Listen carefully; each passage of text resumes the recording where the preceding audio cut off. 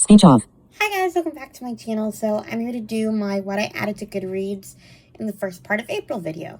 I'm not going to include all the books I added because some of them I already talked about in my Amish in April TBR. So I will leave those out. But other than that, let's just get to it. I don't think I have that many, funnily enough. I'm not really that interested in a lot of the things coming out in April, so it's kind of nice. Anyway. First one I have is Escaping Mr. Rochester by L.L. McKinney. I heard about this one through NLS, National Library Service for the Blind, like the Braille Institute website. Their catalog had it, and it seems like this one is about, well, obviously it's a Jane Eyre retelling, and this one has Jane and Bertha basically teaming up against Mr. Rochester, and Mr. Rochester's kind of the bad guy, so honestly, I can kind of see this, like, you know, I could see where you'd go with this. I mean, he literally locked Bertha in the attic, so we don't really know much about Bertha. Maybe she was more sane than we thought. Anyway, it should be an interesting spin, so I'm interested. Then we have Sparkle by Lakita Wilson. I heard about this one from Courtney from All Things Booked. And this one sounds like, this is like a YA or middle grade book about a family of influencers. And trash truck's coming. Okay. That's very loud. I'll wait for it to go away.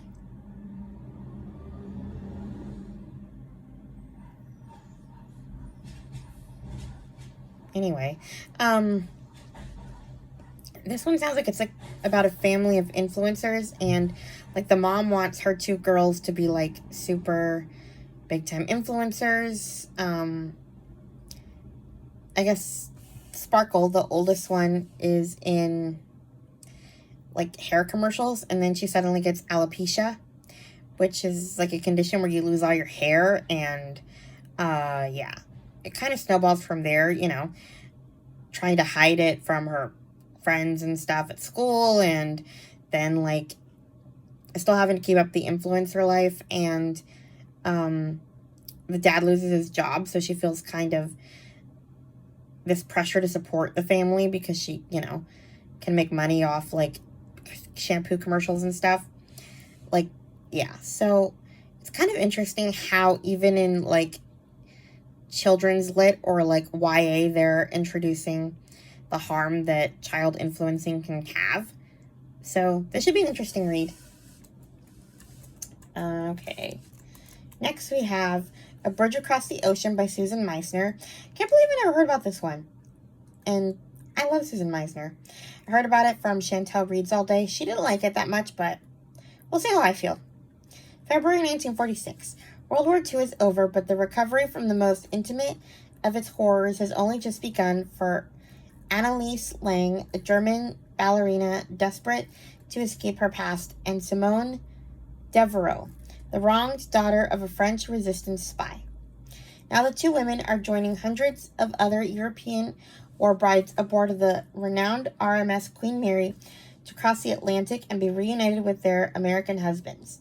Their new lives in the United States brightly beckon until their tightly held secrets are laid bare in their shared stateroom. When the voyage ends at New York Harbor, only one of them will disembark. Dun dun dun. Present day. Facing a crossroads in her own life, Brett Kaslick visits the famously haunted Queen Mary at the request of an old friend. What she finds will set her on a course to solve a 70-year-old tragedy that will draw her into the heartaches and triumphs of the courageous war brides and will ultimately lead her to reconsider what she has to sacrifice to achieve her own deepest longings. Sounds interesting. The present-day storyline is pretty vague, but that could be a good thing. Next we have The 7-Year Slip by Ashley Poston. I heard about this one from Chloe from Always Booked. She did like this video where she talks about different time travel books. I love time travel, but a lot of her books were like kind of groundhoggy type things, or just not super historical, I guess, which is my preference for time travel, but this one sounded interesting. And I never paid attention to this book before. It's been out for a while. Sometimes the worst day of your life happens and you have to figure out how to live after it. So Clementine forms a plan to keep her heart safe, stay busy, work hard, find someone decent to love, and try to remember to chase the moon. The last one is silly and obviously metaphorical, but her aunt always told her that you needed at least one big dream to keep going. And for the last year, that plan has gone off without a hitch. Mostly. The love part is hard because she doesn't want to get too close to anyone. She isn't sure her heart can take it. And then she finds a strange man standing in the kitchen of her late aunt's apartment. A man with kind eyes and a southern drawl and a taste for lemon pies. The kind of man that, if at all, she would be fallen head over heels for. And she might again. Except he exists in the past. 7 years ago to be exact. And she quite literally lives 7 years in his future. Her aunt always said the apartment was a pinch in time, a place where moments blended together like watercolors. And Clementine knows that if she lets her heart fall, she'll be doomed. After all, love is never a matter of time, but a matter of timing. So, yeah, sounds like she falls for a guy who is a time traveler of some kind. So, we'll see how this goes. Next, we have The Reappearance of Rachel Price by Holly Jackson. Heard about this one from Ravenclaw Reads. Can't remember your name, and I'm very sorry. I'm subscribing to a lot more booktubers, so I tend to forget names unless they're people that I get recs from regularly, but this one looks interesting. 18-year-old Belle has lived her whole life in the shadow of her mom's mysterious disappearance. 16 years ago, Rachel Price vanished, and young Belle was the only witness, but she has no memory of it. Rachel is gone, long presumed dead, and Belle wishes everyone would just move on. But the case is dragged up from the past when the Price family agree to a true crime documentary. Belle can't wait for filming to end, for life to go back to normal. And then the impossible happens. Rachel Price reappears, and life will never be normal again. Rachel has an unbelievable story about what happened to her. Unbelievable because Belle isn't sure it's real. If Rachel is lying, then where has she been all this time? And could she be dangerous? With the camera still rolling, Belle must uncover the secret about her mother and find out why Rachel Price really came back from the dead. Okay, I'm wondering if she's a time traveler. That's my theory. I could be completely off, and if anyone's read this book, you're probably laughing at me. But what unbelievable story could you have for someone who just disappears for 16 years and then just reappears? Like, anyway. Whatever.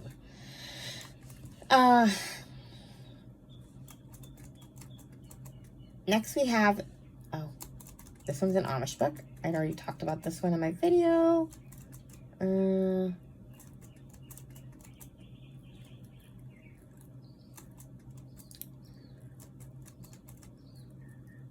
Okay. Next we have The Twilight Garden by Sarah Nisha Adams. Heard about this one from the Literally Reading podcast. Sarah Nisha Adams wrote the book list, the reading list, which I still have yet to read, which is so bad. But yeah. There's life all around you if you just take the time to look for it. In a small pocket of the city between the houses of number 77 and number 79 on Eastbourne Road, there's a neglected community garden. Once vibrant and welcoming and a sanctuary for the people when they needed it most, the garden's gate is firmly closed. But it only takes a small seed of an idea for big changes to happen.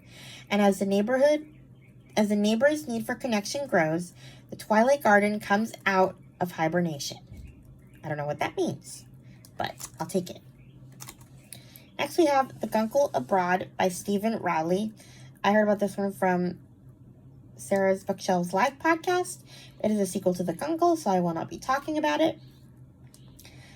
Next we have The Best Life Book Club by Sheila Roberts. I heard about this one from Chloe from Always Booked. This one's coming out May 7th. And this one looks really good. It started as a book club. It became a way to build a better life together.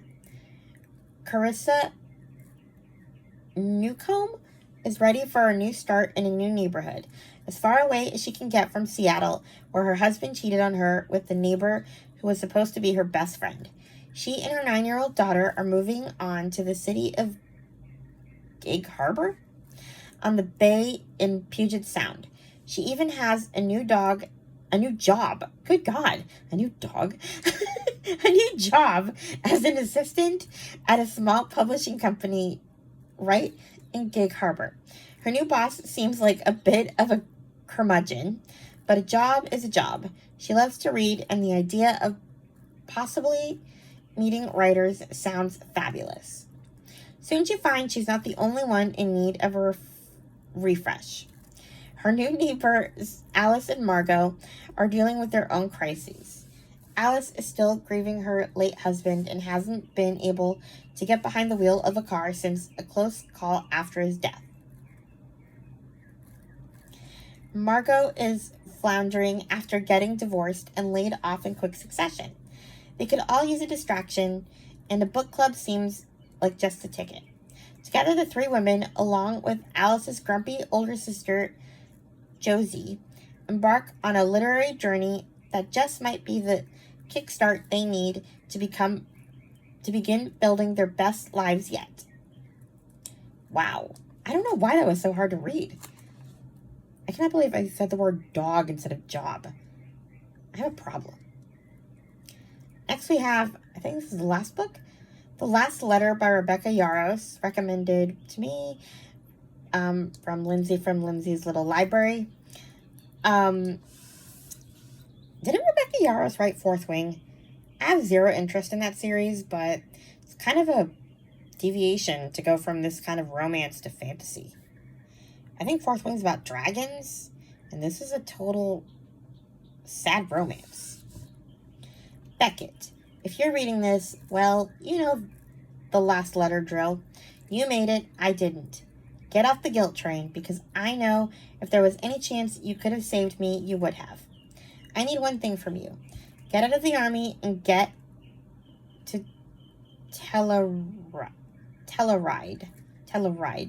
My little sister Ella is raising the twins alone. She's too independent and won't accept help easily, but she has lost our grandmother, our parents, and now me. It's too much for anyone to endure. It's not fair. And here's the kicker. There's something else you don't know that's tearing her family apart. She's going to need help. So if I'm gone, that means I can't be there for Ella. I can't help them through this, but you can. So I'm begging you. As my best friend, go take care of my sister, my family. Please don't make her go through it alone. Ryan. That is the letter. And that sounds really interesting. Next we have A Child Far From Home by Lizzie Page. This one's coming out April 30th. I heard about it through an Audible email because I follow Lizzie Page on Audible. England, 1939. With the country on the brink of war, single mother Jean embraces her 10-year-old daughter, Valerie, before she puts her on a train to Somerset alongside hundreds of other evacuees. Jean's heart breaks as she vows they'll be together again soon, knowing it's a promise she might not be able to keep. Wrenched away from her mother and everything familiar, Valerie arrives in Somerset and nervously waits in the village hall to find a host family. When she is the only child left, she is sent to live with Mrs. Woods, a woman so horrible that Valerie is desperate for Jean to bring her home. But as the weeks turn into months, Valerie finally accepts her mother isn't coming. Meanwhile, in London, Jean's life has been torn apart by the war. Desperate and with nowhere to live, she turns to someone from her past, someone she has always kept a secret from her daughter. But when Valerie finally visits and discovers the truth, both their worlds come crashing down. Questioning if she can ever be the mother that Valerie deserves, Jean makes a heartbreaking decision that will have consequences long after the war has ended. What did she do? I must know. Next we have The Roads We Follow by Nicole Dees. This is the Fog Harbor Romance number 2. It's coming out April 30th. Can't talk about it because it's part of a series. And, okay, seems that is the last book I have so far. So, yeah, that's all I got. So please like, comment, and subscribe, and I'll talk to you guys in my next video. Bye! Speech. Stop recording.